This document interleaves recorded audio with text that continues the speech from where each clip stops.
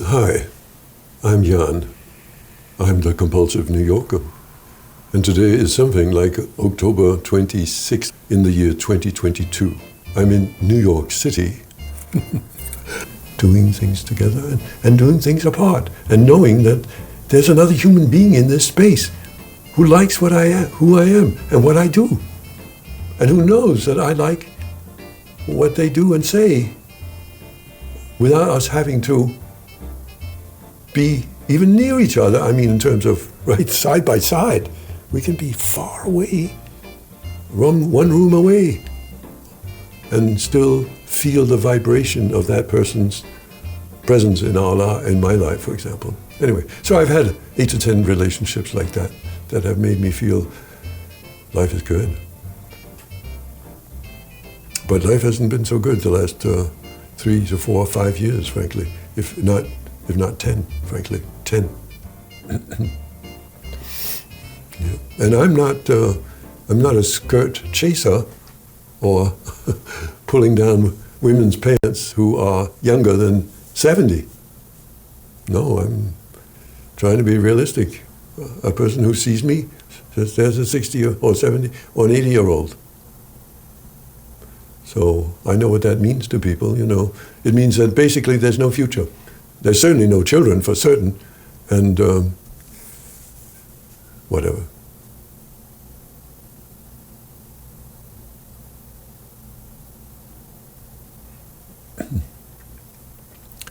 So I have really fairly high hopes for this journal course that I have designed.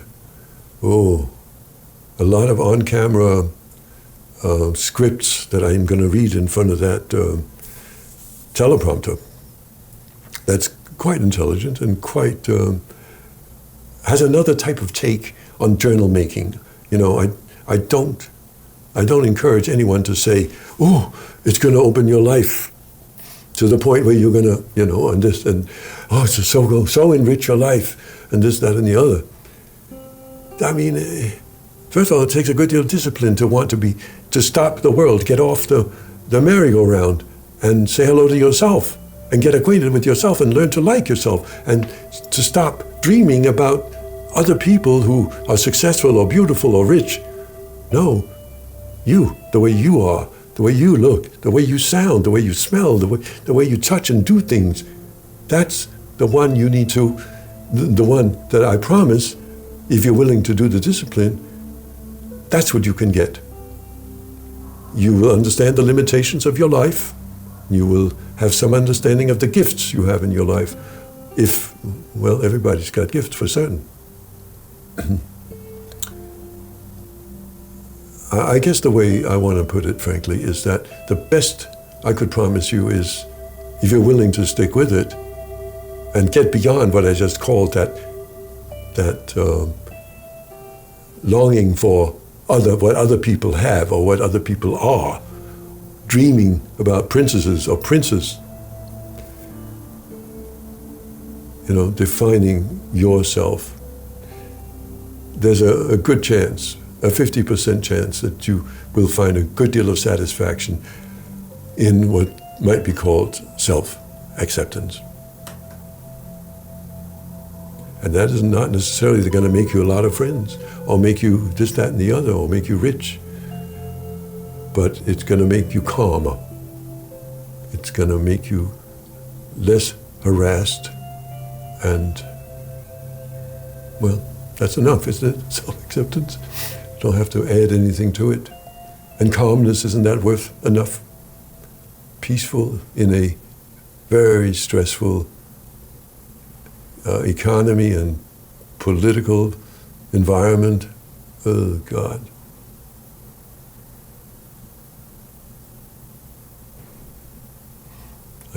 I just turned my eyes towards you.